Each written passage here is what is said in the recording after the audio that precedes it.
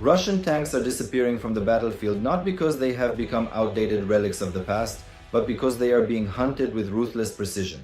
FPV drones have transformed the front lines into killing grounds where these steel giants, once symbols of unstoppable power, are destroyed before they can even fire a single shot.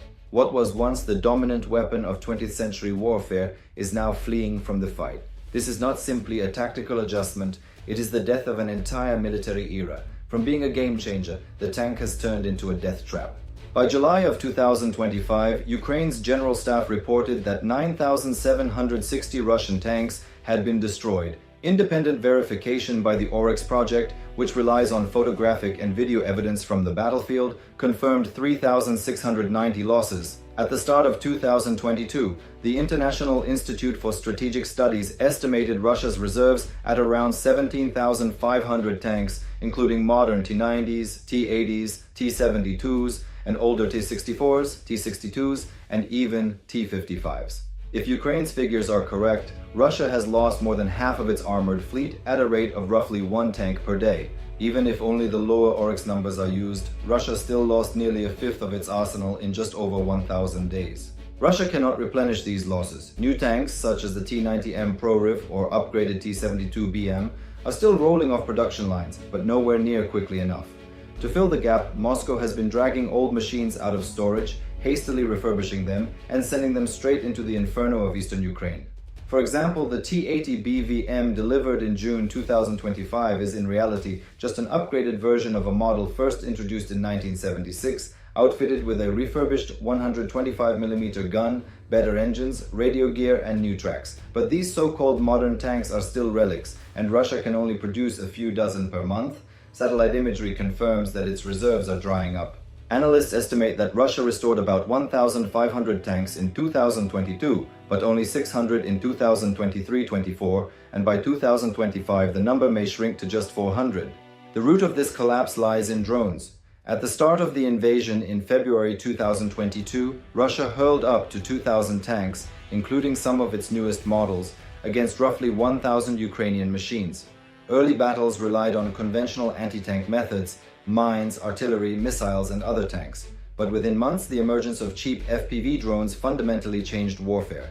These small, remotely piloted devices, often costing only a few $100s, became the perfect tank killers. Even the most advanced Western tanks, like the American M1 Abrams with its composite armor equivalent to 1,000 millimeters of steel on the front, proved vulnerable because their weaker top armor, equivalent to just 25 millimeters, could be pierced by a cheap, well-aimed drone strike. By 2023, Ukraine had already withdrawn its Abrams from frontline duties due to the drone threat, and by mid-2025, the Russian Ministry of Defense claimed that nearly all of the 31 Abrams delivered had been put out of action. The German Leopard tanks suffered a similar fate. By late 2024, more than half of those delivered to Ukraine had been damaged or destroyed. If even the most advanced NATO tanks cannot survive, Russia's outdated fleet never stood a chance. Reports indicate that nearly two-thirds of Russia's tank losses are now caused by drones. Ukraine, while also forced to reduce tank use, has suffered far fewer losses thanks to its early mastery of FPV warfare and its largely defensive strategies since early 2024. Kill zones, areas saturated with FPV drones and reconnaissance equipment, have now defined the battlefield. By 2026, experts predict they will dominate modern combat. In these zones, any movement is spotted within seconds, and waves of explosive-laden drones dive onto their targets. Soldiers speak of being killed for simply stepping out of cover for half a minute. Drone saturation has also crippled medical evacuation, undoing decades of progress in saving the wounded. Where once modern warfare saw ratios of 10 wounded for every soldier killed, those numbers are now reversing.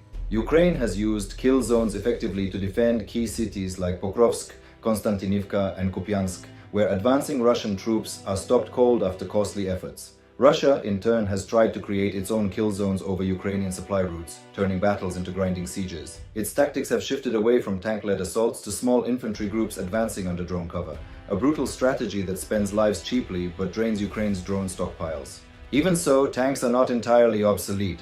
Both Russia and Ukraine have begun using them more cautiously, treating them as mobile artillery or infantry support weapons rather than spearheads. Ukrainian brigades have reorganized, reducing tank battalions and increasing mechanized infantry, acknowledging that tanks are no longer the decisive force they once were. Yet the tank is not finished. Tanks remain deadly in environments where drones are less effective, such as forests. Engineers worldwide are already adapting, introducing makeshift protections like cope cages that force drones to detonate prematurely. Strange-looking Russian turtle tanks and even zombie tanks have been seen on the front lines, some surviving dozens of drone hits before succumbing. Russia continues to showcase its upgraded T-90M with electronic warfare systems at arms expos, while new anti-tank missiles are being developed in anticipation of tanks remaining on future battlefields. The conclusion is clear. Ukraine has, for now, neutralized Russia's tanks as a strategic threat, but the tank itself is evolving. Like artillery, missiles, and aircraft before it, the tank will adapt to the new age of drone warfare. Its role is changing, but its extinction has not yet arrived.